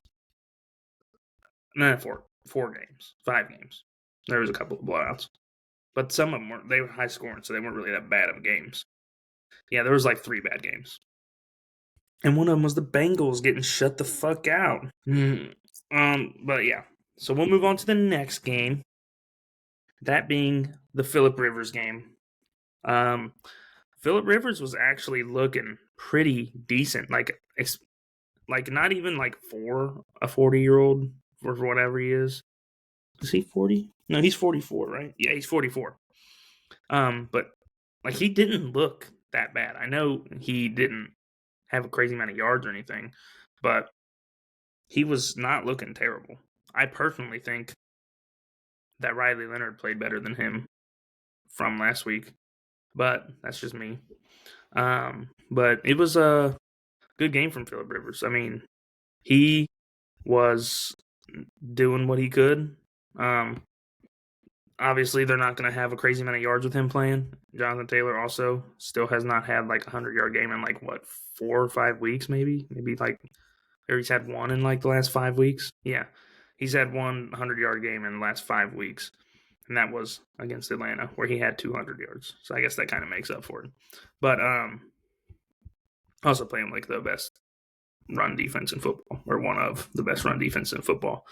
But also the Seahawks, they are going to have to figure something out on offense, or they will not be doing shit in the playoffs. Sam Darnold, it's like, if he can't get the ball to JSN, he sucks. Which, I mean, I can't disagree with him. I'd probably feel the same way, but it's just, he's not been looking too hot, especially if you get a pass rush on him, and he was having to throw the ball quick a couple of times this game. But I mean, there's just times where like Sam Darnold just looks like he forgot how to fucking play football from the last couple of weeks, because he was obviously the first 8 to 10 weeks of the season, he looked like he could have been MVP, and then he just fucking fell apart. But I don't know. The Seahawks is I think they said the 4th game in their history that they won a game without scoring a touchdown. They literally had 6 field goals today. So if you had Jason Myers Day in fantasy, he might have fucking won you a game. And the end of this game was nuts too, because where did my mouse go? There it is. The end of this game was nuts because it was just fucking field goals back and forth to see who could fucking win the game, because Jason Myers kicks a 30-yarder, and then Philip Rivers gets the ball back with 2:30 left. Takes a minute 39 off the clock. Blake Grupe kicks a 60-yarder after his career high was 57 yards. I personally, if I was, even if it's Philip Rivers, Philip Rivers is going to make a good play or a relatively good play. I'm throwing the ball. I am not running the ball with Jonathan Taylor. You literally took 10 seconds off the clock. You knew they were going to use their timeouts. You might as well throw the ball. I just don't. I would have probably thrown it to get more time off the clock because Sam Darnold. I know their offense wasn't working once they got past like the 30-yard line, but like it was working in between that because as soon as the fucking Seahawks got the ball back, Rashid Shaheed 17 yards, Rashid Shaheed again 8 yards, and then they spiked the ball, kick field goal, and then next play after that, Philip Rivers throws an interception over the middle. Kobe Bryant, I think Reek Woolen tipped it or something. But honestly, in general, it was a really good game from Philip Rivers. It was a scary game if you are a Seahawks fan because as good as your record is, I would be a little nervous for Sam Darnold. Does not look like he did at the beginning of the year. JSN was really like holding it down for him for a minute. And Philip Rivers threw a fucking touchdown as his first time playing in 1,800 days. And he threw a touchdown right before halftime to Josh Downs. I think it was right before half, right? Yeah. To Josh Downs on a little like drag route across the middle to give him a lead. I mean, they were leading basically the whole game, honestly. But it was a good game. I mean, you kind of expected the Seahawks to win with how good their fucking team has been playing all year. But I mean, the Colts just didn't. I mean, they didn't have an offense really. They punted a lot this game. Like both teams punted a lot, and there was a lot of field goals. Because let's see, where's their Colts at? I mean, they only punted 5 times, but I feel like they also probably kicked one. Yeah, they kicked 3 field goals. So, but yeah, big game for the Seahawks to win. They needed to win this game because they still have a chance to be fucking 1 seed because they're 11-3 and they're the 5 seed because they're in the same division as the Rams. So, and that is the only reason they are in that spot is because the Rams beat them. So, yeah, it was a fun game to watch. I thought it was personally a fun game to watch just because obviously you're watching Philip Rivers. I guess you could say playing his 21st season, but not really. It's more like his 17th season or 16th because he hasn't played since 2020. But either way, it's pretty good game. And then we'll move on to probably the worst game. Like it was terrible, but like in terms of it being basically a blowout, the worst game for the 4 o'clock window. I love that the NFL had 5 games today at 4 o'clock. It was awesome. They need to do that every week. Have more games at 5 or 4 o'clock, and have like a little bit less games at 1 o'clock. But this game was honestly, I thought a pretty fun game as well to watch. I mean, there was scoring basically the entire game. And the Titans did exactly what I fucking thought was a spread on this game, 12.5. Damn, they lost by 13. Because I think I picked the Titans spread because every game that they've been playing recently, it just seems like they get the ball in the fourth quarter and just start scoring. But this game started out with Jawan Jennings touchdown. George Kittle had a big catch down the sideline. I don't remember how long it was. I think it was maybe 30 yards or something. 23 yards. The 49ers offense has been looking pretty good the last couple weeks. I think they had a bye last week. But the last couple weeks, obviously, that they have played. And it's really nice that they're starting to get healthy. Obviously, Ayuk's not playing the rest of the year, and he's probably going to get traded in the offseason because he's a dumbass and signed a deal. Well, actually, not really. The 49ers are dumbasses and signed him to a deal.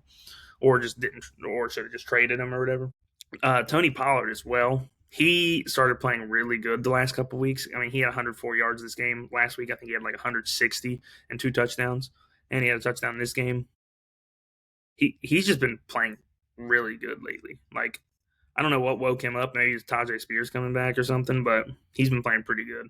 Cam Ward also played a pretty good game, but Brock Purdy played a really fucking good game. 3 touchdowns, 295, no picks. Had 7 carries for 44 yards. Ricky Pearsall had a good game. Jawan Jennings had 2 touchdowns. George Kittle had 8 catches for 88 yards and a touchdown as well. I mean, they were just balling. And then George Kittle had like another big catch. I forget what drive that was. Let me see it. Let me fucking see it. Where is it? Where is it? Where is it? Where is it? Was it this one? Yeah. George Kittle had another 24-yard catch down the sideline again on the left. Basically looked like the same exact play, except this one got them down to the 8-yard line. And then there was a pass interference play the next play, and they just give it to McCaffrey 2 times. He runs it in pretty easy, right behind. I forget who it was. It might have been Juszczyk or something. Score, pretty easy touchdown. And then the Titans fighting back. Gunnar Helm, 34-yard touchdown. His was pretty nice as well. I think he was getting covered a little bit on it, but I think that was, yeah. But it was a good throw by Cam Ward, and it was a good play by Gunnar Helm.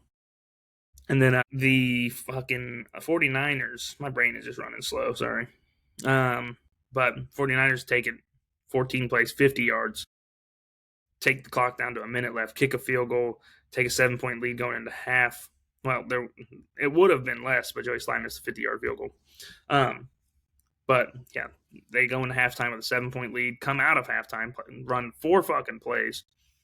McCaffrey, a 14-yard pass to McCaffrey for 14 yards, then a 38-yard pass to Ricky Pearsall, then a 2-yard run, and then a 13-yard touchdown to Jawan Jennings, where he's like running over probably like an out route. I forget what side he was on, but he was running across the field, caught it, ran up right past pylon, touchdown.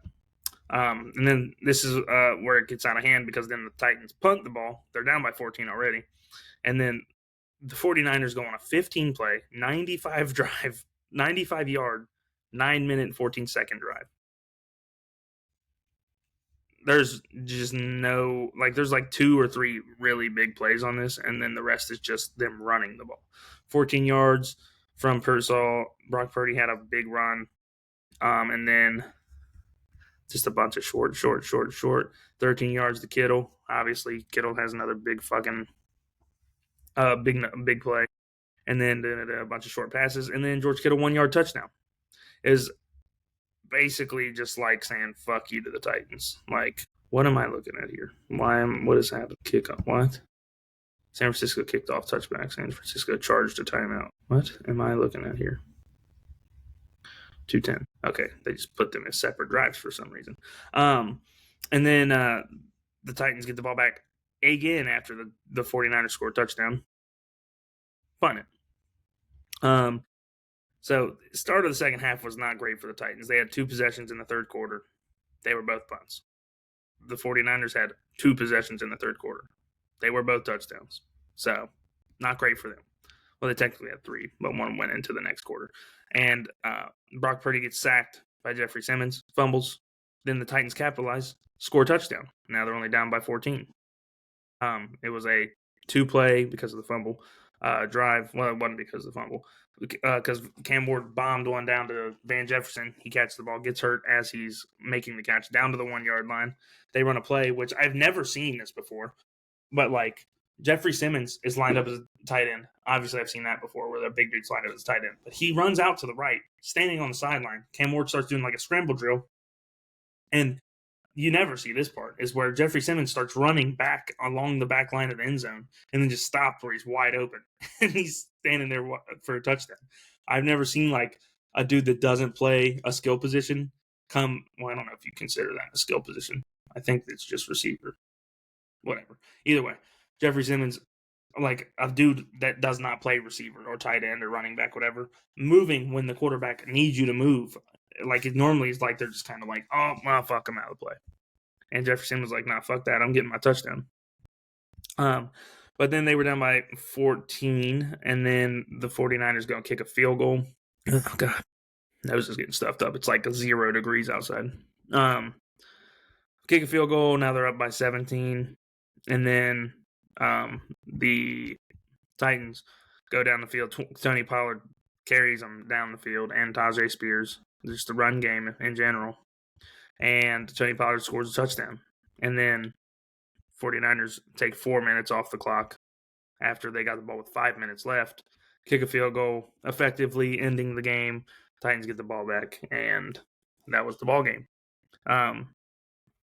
But it was honestly an exciting game. Titans played a lot of exciting games this year. I mean, the first win of the season, they had one of the craziest comebacks you'll ever see in football against the Cardinals. But it's just damn. Oh, Javonte ended up coming back. But yeah, it was a really crazy game. It was nuts. Because the Titans, I fucking knew they didn't cover the spread, but I knew they were going to end up like getting either being down a lot. They always do. They keep the game so close, but they just, if they're getting their ass beat, they always just seem to like figure something out and then start coming back and get close to winning the game. But either way, it's a good game from Cam Ward, good game from Brock Purdy, good game from both running backs. A good game from the receivers. I mean, it was just a good game in general. The only bad part about it was probably the defenses. Mostly the Titans' defense, but their defense is also really not that great.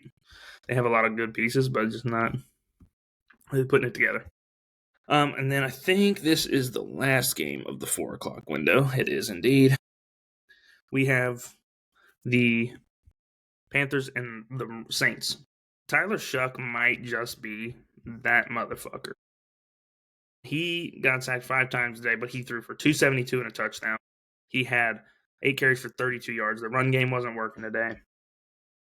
But Olave, 85 yards, touchdown.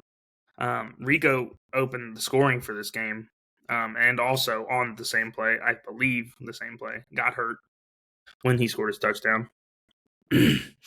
But Bryce Young did not play amazing, didn't play really bad, but he's also never getting it doesn't matter what happens. Bryce Young's numbers are really never super crazy. Like he'll have like 1 or 2 games a year where his numbers are crazy good, where he has like 300 or 400, well, not 400, but mostly like 300-yard games and throw like a couple of touchdowns, whatever.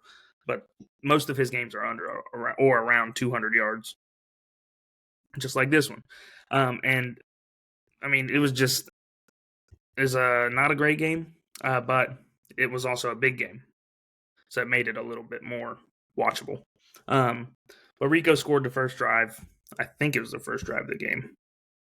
Right? Yeah, so the Saints punted, and then Rico scored a touchdown. And then the Saints punt, and then who was this one? Yeah, the Saints had a 95-yard, 11-minute, 17-play drive after they got the ball back. They got the ball back 5 seconds in to the second quarter, and the Panthers didn't get the ball back until 3 minutes left in the fucking half. So that might be one of the better drives you'll probably ever fucking see. Like, that's just crazy. Like, 17 plays, 95 yards, 11 minutes is fucking insane. I mean, they got into spots where they were in trouble, and then Tyler Shuck throws a pass to Vele for 16 yards. And then they also got a roughing the passer penalty on top of that. So they were on the 14, got 16, so they were on the 30. And then you add 15. They're on the 45 now. Then Tyler Shuck gets sacked. And then there's an illegal use of hands, so automatic first down. And then they just drive. Vele gets a 17-yard pass. Now they're on the 33. Devin Neal, 15-yard carry. Now they're on the 15-yard line. And they just keep pushing and pushing. I think this play Jawan Johnson he like threw the ball. Tyler Shuck did. And it looked like dude was going to pick it off, but then it was like behind. It was so weird. It was in front of Jawan Johnson, but like it just was weird how it happened. And the ball, like I think it like popped up and he caught it and then got like 6 yards or whatever. But then Devin Neal ran it in, and then the Panthers get the field goal right before halftime, and they go and kick a field goal. And then I think the Saints just need the ball. Yeah. But not a lot of action in the first half because the Saints took up 11 minutes on one fucking drive. I mean, and the Panthers also had a drive where they had 13 plays, 74 yards in 7 minutes. And then the second half was basically the third quarter was the same thing. But then in the fourth quarter, it was the complete opposite of the entire game. There was a play I think it was this drive, yeah, where Bryce Young like dropped back and like threw up a fucking moon ball to nobody basically, and Xavier Legette just fucking fell under it and caught it. And then this was the start of their drive to really help them get back in their offense moving again. Because then, like 5 plays later, Bryce Young just fucking steps back and puts a deep ball on Jalen Coker. And Jalen Coker is so good. I think he's like one of the more underrated receivers in the league. He's a badass. Every time he's playing, he's good. But, yeah, so the Panthers took 5 minutes, 8 plays, Jalen Coker's touchdown, and then the Saints go get a field goal on an 8-minute drive. 14 plays, 12 yards. How? How does that happen? Please tell me. Because that makes no fucking sense. I need to see how this happens. So, kickoff, they for 20 yards, 28-yard line. 6 yards, 34-yard line, 15 yards to the 40. Okay. Where do they lose the yards is what I'm confused. Unnecessary roughness call, that's on them, so that's not, I guess, technically yards. Another 15-yard taunting penalty on New Orleans, and then they lost those yards. That's interference. How is that? They got the yards, though, technically, right? Or am I dumb? Anyways, Charlie Smith, the dude from the program, I forget what it's called, where they can call people over, or not call people over, but help people get to the NFL that are from another country. But this game was pretty wild towards the end of it, because after those long drives, the Panthers have another long drive, which I don't know why that says 14 plays, 12 yards, because they got from the 28-yard line to the Panthers' 24-yard line and then kicked a field goal. So I don't know how that makes any sense. I know a lot of it's penalties, but like, come on. They technically still get the yards on the drive. But then the Panthers get the ball 6 minutes and turn the ball over on downs. And then New Orleans gets it, runs 4 minutes off the clock. They turn it over on downs. And then the Panthers punt, and New Orleans gets the ball 7 plays, 78 yards, 2 minutes. Tyler Shuck, being clinical down the stretch of this game, passes to Kevin Austin Jr. 11 yards, and then Olave 17, Olave again for 18, Olave again for 16, and then that might have been the play. I don't know what play it was. I don't know. But then Olave had this entire drive was Olave. Like he had, 17, 18, 16, and then a 12-yard touchdown. I mean, Olave was just balling that drive, and they tied the game up. And then the Panthers get the ball and fucking punt because it's the Panthers, so they're gonna fucking do some stupid shit. And then, and that was they punted the ball with there was one play I did want to talk about because it's crazy looking. Bryce Young, it was in like the first quarter. He like gets the ball and like throws it like underhand like that, like he's a second baseman, and completes a pass to somebody. But anyways, that shit was crazy. But they punted the ball to the Saints with 1:04 left. So there's now 57 seconds on the clock from their own 9-yard line. And then Tyler Shuck just comes out and is like, we're fucking winning this game. Throws a pass to Audric Estime for 19 yards. Another one to Estime for 9 yards. Then a 15-yard gain to Olave over the middle, or down the middle of the field. Incomplete pass. I think they were spiking the ball. Could be wrong. And then the dumbest fucking play of the day. Tyler Shuck, not by the Saints, but like it could have been, but it wasn't. Tyler Shuck snaps the ball, runs straight up the middle. All the linemen basically just spread open so that way he can just get a couple of yards and slide. So that way they can get a little closer for a field goal, go up, snap it, spike it, kick a field goal, win the game. But he runs up, gets like 4 yards, and then Lathan Ransom, safety, I believe, for the Panthers, runs in and just smokes him when he's sliding. 15 yards. Now it's a chip shot, not a chip shot. It was like 45 yards, but an easy, or 47 yards. But it was like significantly easier field goal because 15 yards back from that point, because they had to kick it at that point. They had no timeouts, I don't believe. Right? They didn't have any timeouts, and would have had to go up, snap the ball, spike it. That's it. And then they have to kick the field goal. So 15 yards back, they would have been kicking a 62 yarder to win, but instead they're kicking a 47 yarder because Lathan Ransom wants to fucking hit Tyler Shuck. Like you gotta fucking use your brain. Like that is ignorant. And then you fucking lose the game because you guys start flipping the ball back and forth and whatever the fucking stupid way to lose the game, I think. But it was a good game to watch for the fact that it was basically deciding a division, because if the Panthers won this game, they're in the lead, and then I think when they play the Buccaneers next week, it would have been for the division. Because then they would have been 2 games up, and then whatever.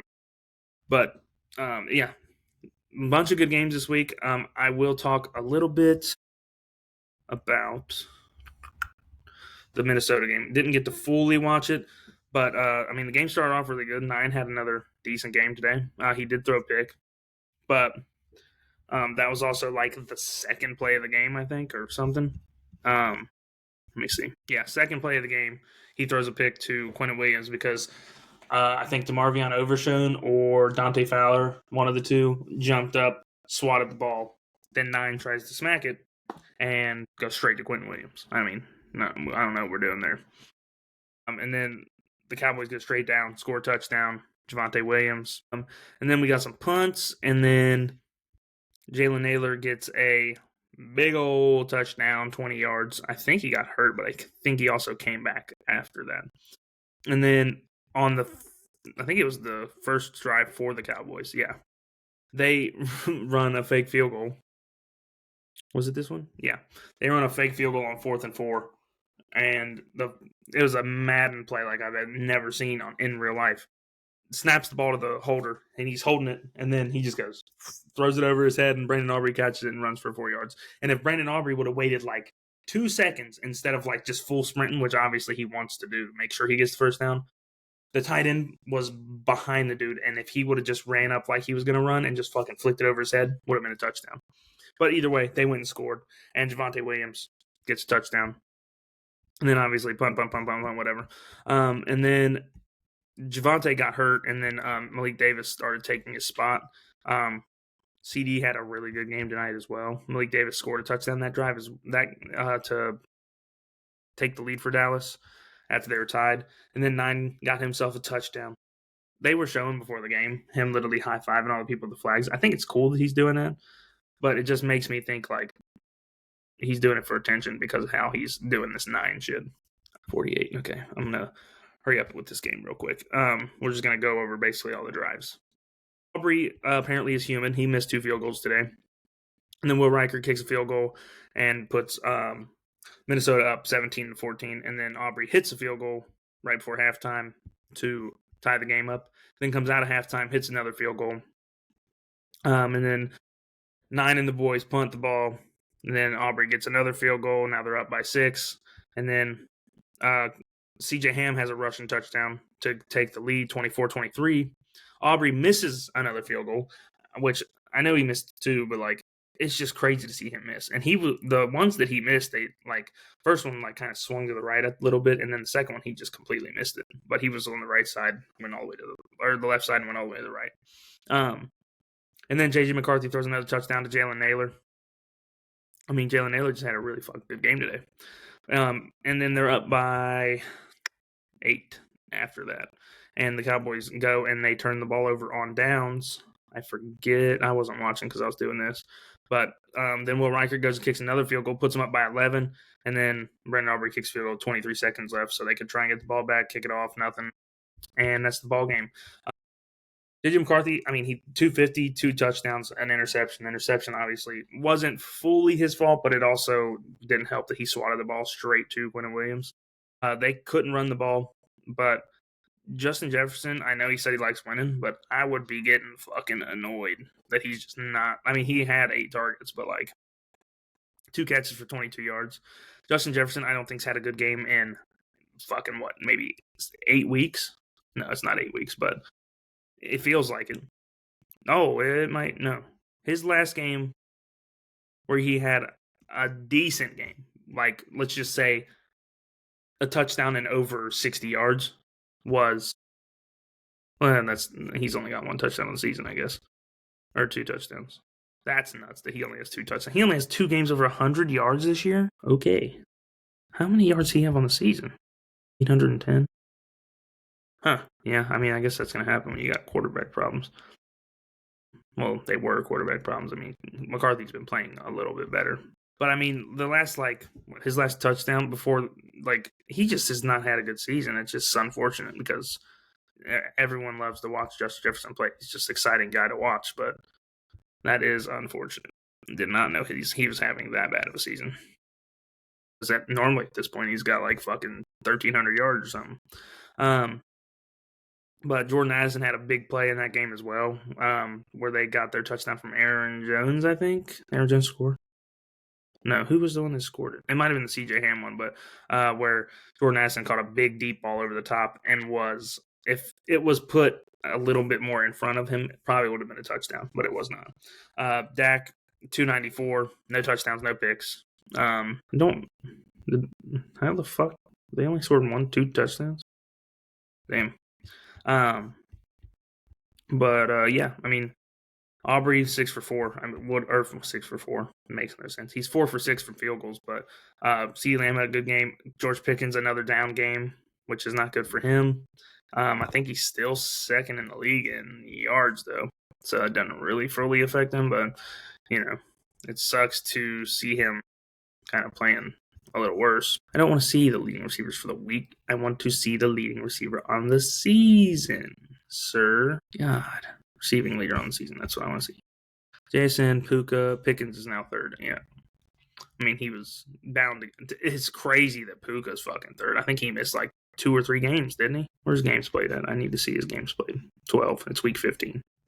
So he missed 2 games and is still second in the league in receiving. That's nuts.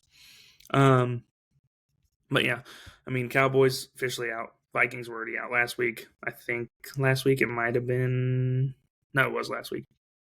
But yeah, I mean, J.J. McCarthy. I mean, he's winning his last couple, anyways. But yeah, that's pretty much gonna do it for the NFL. Oh no, it won't do it for the NFL. I got to talk about the fucking Monday game because I didn't want to talk about the Monday game. Max did. I'm just gonna do my pick for the game and then we'll be done with it. I think that the Dolphins are gonna win. That it's probably gonna be a terrible game to watch. Thank God that they flexed the Bengals game out of Sunday next week or Sunday night because I would not want to see everybody watch the Bengals and just talk shit about them. Yeah, that's all I got. I'm going to pick the Dolphins to win the game.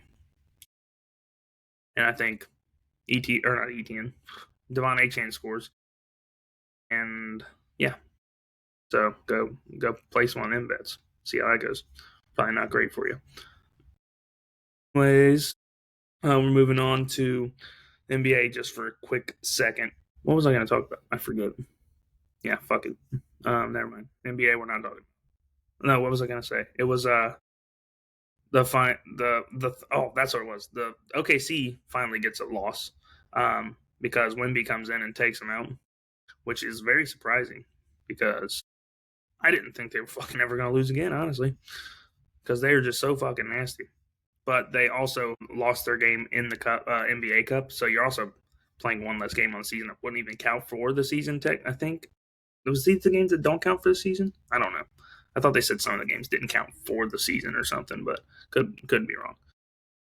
But the NBA Cup final is going to be the Knicks and the Spurs, so I got that wrong. I did say the Knicks, I think. No, I said the Magic. I'm an idiot. I think I said the Magic. I said the Magic and the Thunder, and I said the Thunder were going to win. Wrong. Idiot. And then college football, Fernando Mendoza wins the Heisman. And then after the ceremony was over or whatever, Diego Pavia, probably the least likable person in college football, goes on Twitter or something and it's like, fuck all the voters. Like, dude, I don't think there was really it was a terrible year for Heisman in general because I mean he threw 32 touchdowns, had 6 picks. No, like I'm from what I remember of Heisman's like back when I was a lot like when I was younger, like in high school and shit, there was like dumb crazy stats. Like I think when Joe Burrow won, he threw like fucking 45 touchdowns or some shit. And then on the whole season in general, because the playoffs and shit, I think he finished with like 60 touchdowns. And he had the highest completion percentage ever in college football while he was doing that. Like, hold on. I want to see what it was. Heisman stats. He had 60 passing touchdowns, 65 total touchdowns, 6,000 yards of offense, and leading LSU to a 15-0 record. And on the season, he was 402 of 527. And he only threw 6 picks. Like, that is insane. He has the most touchdowns, which this is also one of the greatest college seasons of all time, so I guess it does help. But, like, threw 60 fucking touchdowns. Like, what? And I don't know. It just feels like this year wasn't a great offensive year. It was a lot more of defensive teams. I mean, two of the best defensive teams in the country just played each other, and the score was 13-10. So, and Fernando Mendoza really didn't do that crazy good in a bunch of games. I think the most touchdowns he threw in a game was like 4, and it was against like a shitball team. So, I don't know. That's just my opinion on it. I mean, obviously, a lot of people aren't going to agree with it, but I personally think that it was just not a good year for the Heisman. He probably was the most deserving of it just because they went 13-0, 13-0 or 12-0, whatever. They're undefeated, and he fucking won every game and won second biggest conference in terms of probably teams wise and like how hard it is to play in, but shit happens, and Diego Pavia's family and him are very unlikable. I saw a bunch of videos come out about how his brothers got arrested and kicked out of 2 games or something, and they're like walking up to the Heisman ceremony like they're the mafia or some shit, and somebody's like, dude, this shit is fucking stupid. But anyways, we'll move on from that. I only got 2 more things to talk about. They're going to be quick. In the NHL, Quinn Hughes gets traded from the Canucks to the Wild. Scores a goal in his first game, which is very fucking cool. Quinn Hughes is awesome.